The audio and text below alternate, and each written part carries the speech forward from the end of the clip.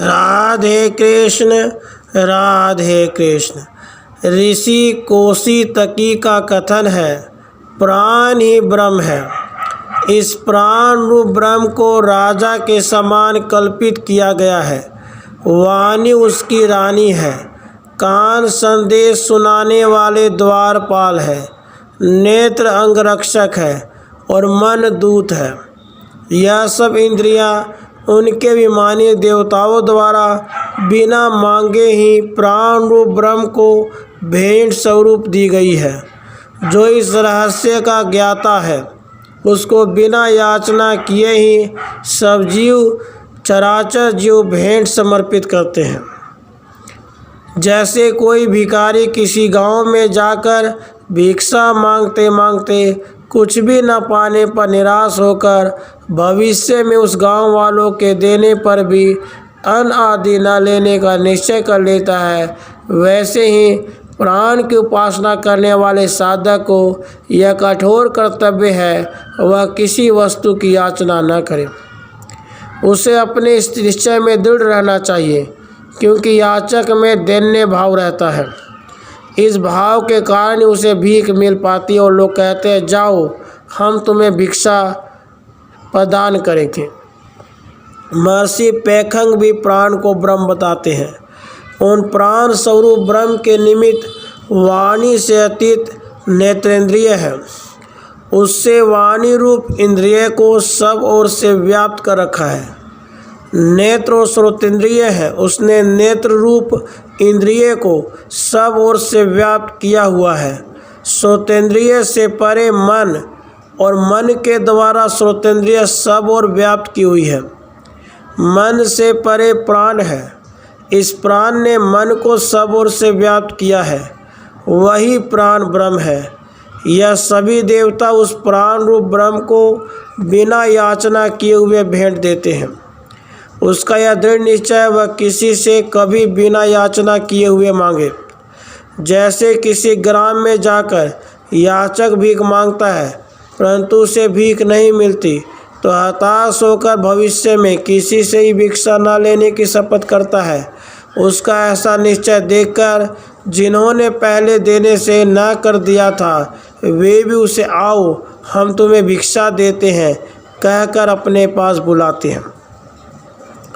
अब धन निरोध के संबंध में कहा जाता है, पूर्णिमा अमावस्या तथा अन्य किसी अन्य तिथि एवं पुण्य नक्षत्र में धन की कामना वाला व्यक्ति अग्नि स्थापन, परिसमूहन, कुशास्त्रण, मंत्रपूत जल द्वारा अभिषेचन पात्र में रखे घृत को शोधन आदि करके विधिवत आहुति समर्पित करे। वाणी नाम वाली देवी कामना पूर्ति करने वाली है। वह मुझ प्राण की उपासना करने वाले को अमुक से इच्छित धन प्राप्त करा दे, उसके लिए यह घृताहुति स्वाहुत हो। प्राण देवता अभिष्ट सिद्धि में समर्थ है, वह मुझे उपासक को धन प्राप्त करावे, यह आहुति स्वाहुत हो। चक्षु नाम वाली देवी कामना पूर्ति करने में सामर्थ्य वाली है, वह मुझे प्राण उपासक को अमुक से इच्छित धन प्राप्त करावे, घृताहुति उसके लिए स्वाहुत हो। श्रोत्र नाम वाली देवी अभिष्य फलदायिनी है, वह मुझे प्राण रूप ब्रह्म के साधक को अमुक से इच्छित धन प्राप्त करावे, इसका निमित्त यह घृताहुति हो। मन नाम की इंद्रिय अभीष्ट फल दात्री देवी है, वह मुझ प्राण उपासक को अमुक व्यक्ति से इच्छित धन दिलावे, यह आहुति उसके लिए स्वाहुत हो। इस प्रकार आहुतियाँ देने के बाद धूम की गंध को सूंघे और हवन से बचे हुए घृत का लेप करे और मौन रहकर धन के स्वामी के समीप पहुंचकर इच्छित धन के लिए कहें कितना धन आवश्यकता है, उसकी पूर्ति होनी चाहिए। जबकि धनी कहीं दूर हो तो किसी दूत के द्वारा उसके पास संदेश भेजे। इस प्रकार के कर्म द्वारा इच्छित धन की प्राप्ति हो जाती है। अब वाणी द्वारा सिद्ध होने वाली अभीष्ट की पूर्ति का ढंग कहते हैं।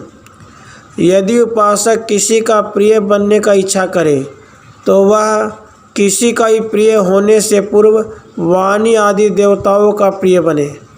इसके लिए किसी पुण्य तिथि आदि में पूर्वोक्त रीति से ही अग्नि स्थान आदि सभी कर्म करके गीताहुति समर्पित करे। मैं तुम्हारी वाणी रूप इंद्रिय को अपने में हवन करता हूँ। मेरा अमुक कार्य सिद्ध हो या आहुति स्वाहुत हो। मैं तुम्हारे प्राण को अपने में हवन करता हूँ। मेरे अमुक कार्य की सिद्धि हो या आहुति स्वाहुत हो। मैं तुम्हारे नेत्रों को अपने में हवन करता हूँ। मेरे अमुक कार्य की सिद्धि हो या आहुति स्वाहुत हो। मैं तुम्हारे मन को अपने में हवन करता हूँ। मेरे अमुक कार्य की सिद्धि हो या आहुति स्वाहुत हो। मैं तुम्हारी प्रज्ञा को अपने में हवन करता हूँ। मेरे अमुक कार्य की सिद्धि हो या आहुति स्वाहुत हो। आहुतियों के पश्चात हवन की धूम गंध सूखकर होम वशिष्ठ घृत का अंगों पर लेप करे और मीन का अवलंबन कर इच्छित व्यक्ति के पास जाए या ऐसे स्थान पर खड़ा होकर कहे जहाँ से वायु उसके शब्दों को इच्छित व्यक्ति तक पहुँचाने में सहायक हो, तो वह व्यक्ति उसको तो प्रिय होता ही है, साथ ही उस स्थान को छोड़ने पर वहाँ के निवासी सदा याद करते हैं। अब दिवोदास तनय परतर्दन द्वारा किया गया अनुष्ठान प्रतिदिन और संयम से पूर्ण होने से साइमन अग्निहोत्र के संबंध में कहा जाता है। मनुष्य जब तक मुख से बोलता है तब तक पूरी तरह श्वास नहीं ले पाता। उस समय प्राण का वाणी रूप अग्नि में हवन हो जाता है। वाणी और प्राण रूप आहुतियाँ कभी अंत न होने वाली तथा अमर है। जानते हुए या सोते हुए भी प्राणी इन आहुतियों को होमता रहता है। वाणी और प्राण रूप आहुतियों से भिन्न जो द्रव्यमयी आहुतियाँ हैं वे कर्म द्वारा ही चलती हैं। जो प्राचीन काल ज्ञानी इस रहस्य के ज्ञाता थे केवल कर्ममयी आहुतियाँ नहीं देते थे।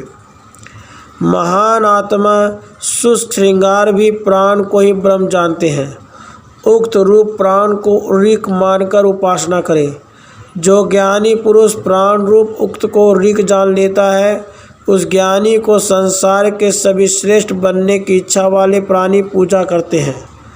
उक्त में यजुर बुद्धि रखने वाले उपासक का श्रेष्ठ बनने की कामना वाले प्राणी सहयोग करते हैं। जिस साधक के उक्त में साम बुद्धि हो उसके सामने श्रेष्ठ काम्य प्राणी सिर नवाते हैं। उक्त की श्री भाव से उपासना की जाती है। उत्तम यश भाव रखा जाता है तथा उक्त को तेज मानकर भी उपासना की जाती है। जैसे दिव्य धनुष सब धनुषों में श्रेष्ठ शक्ति संपन्न और अत्यंत तेज वाला होता है, वैसे ही इस रहस्य का ज्ञाता भी सब प्राणियों में श्रेष्ठ यशस्वी तेजस्वी तथा संपन्न होता है। ईंटों की बनाई हुई वेदी पर संचित कर्मयुक्त प्राण रूप अग्नि को आत्म स्वरूप में स्वीकार करता हुआ ऋत्विक आत्म संस्कार करता है, तभी वह प्राण में यजुर्वेद की विधि से सिद्ध होने वाले कर्मों की वृद्धि करता है और यजुर्वेद से सिद्ध होने वाले कर्मों में ऋग्वेद की विधि से सिद्ध होने वाले कर्मों की वृद्धि होती है। ऋग्वेद से सिद्ध होने वाले कर्मों में ही सामवेद से साध्य कर्म विस्तृत होते हैं। इन तीनों वेद रूपी विद्या का आत्मा या द्रव्य रूप प्राण है। प्राण ही विद्या का आत्मा कहा गया है। जो प्राणी को इस प्रकार जानता है वह स्वयं प्राणी के समान ही हो जाता है। अब कोसी तकी ऋषि द्वारा 3 बार की अनुभूत उपासना कही जाती है। सव्य रहते हुए आचमन करें, फिर पात्र को पवित्र निर्मल जल में 3 बार भरकर उदय होते हुए सूर्य को अर्घ को देते हुए कहें, संसार को तृणवत त्याग देने से तुम वर कहाते हो, मेरे पापों को नष्ट करो। फिर मध्याह्न काल में सूर्य को उपस्थान करते हुए कहें, तुम उधर कहे जाते हो, मेरे पापों को नष्ट करो। इसी प्रकार सायंकाल होने पर अस्ताचलगामी सूर्य की उपासना करता हुआ कहे, तुम संवर कहलाते हो, मेरे पापों को दूर करो। इस उपासना के परिणाम स्वरूप मनुष्य का मन पवित्र हो जाता है और वह दिन या रात्रि में कभी भी पाप नहीं करता। अब दूसरी उपासना कहते हैं, हर मास की अमावस्या को सूर्य मंडल के पश्चिमी भाग में सुषुम्ना नामक रश्मि में चंद्रमा का स्थित होना स्पष्ट लक्षित होता है। उस समय सूर्य की उपरोक्त प्रकार से पूजा करें। साथ ही अर्घ्य वाले जलपात्र में हरी दूब के अंकुर रखें और निवेदन करें, हे चंद्रमंडल की अधिष्ठात्री देवी, अत्यंत सुंदर भावना वाला तुम्हारा हृदय चंद्रमंडल में विराजमान है। उसके द्वारा तुम अविनाशी पद पर भी अधिकार रखने वाली हो। तुम मुझ पर ऐसी कृपा करो जिससे कभी पुत्र शोक में व्यतीत होकर न रोऊं। इस प्रकार उपासना करने वाला यदि पुत्रवान हो तो उसका पुत्र उसके मरने से पहले कभी नहीं मरेगा। यदि वह पुत्रहीन हो तो पूर्वत पूजन करते हुए निम्न कहे, हे नारी रूप सोम, तुम पुरुष रूप सूर्य के तेज को पाकर अवृद्ध हो जाओ। उत्पत्ति का कारणभूत वीर्य रूप तेज तुम में स्थित हो। तुम अन्न प्राप्ति में हेतु हो जाओ। हे सोम, तुम सौम्य गुण वाले हो। तुम्हारा श्रेष्ठ रस पुष्पों का उपकार करने वाला है और शक्तिदायक होता हुआ शत्रुओं को हराने में भी समर्थ है। वह रस अन्न जल से जीवन वापस करने वाले प्राणियों को सरलता से प्राप्त होता रहे। तुम तेज से तेजस्वी होकर हमें अमृत तत्व प्राप्त कराने वाले हो और स्वयं लोक में श्रेष्ठ यश को प्रतिष्ठित करो।